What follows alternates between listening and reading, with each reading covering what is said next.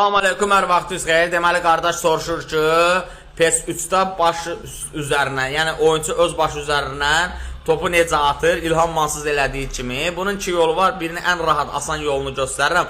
Deməli, startı vururuq biz. Startı vuranda gəlirik, tarafları seç. Girdik, tarafları seçək. Tarafları seçəndə kvadratı vurduq burada. Düşürük aşağıya bağlı çalımlara. Bağlı çalımlara girib X-i vururuq, bir də X-i vururuq, düşürük ikinciyə veriləri düzənlə. Ora düşəndən sonra burada yazılıbdır. Sağ çubuq yuxarı, aşağı, nə bilim sağa, sola. Onların birini seçirsən, deməli hansıyla eləmək istədiyi.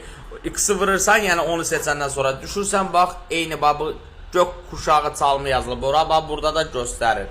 Deməli X-i vurdun, çıxış vurursan, qaydırıq oyunun içərisinə. Yəni onu təsdiqləyəndən sonra biz qaydırıq oyunun içərisinə.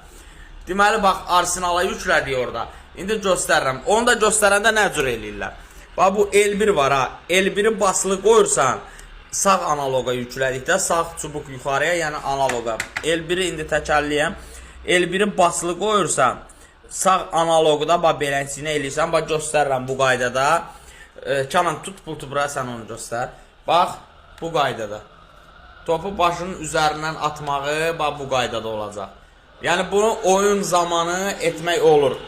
Ümumiyyətlə, bütün foraları yükləmək istəyirsinizsə, bağlı çalımlardan eləmək olur.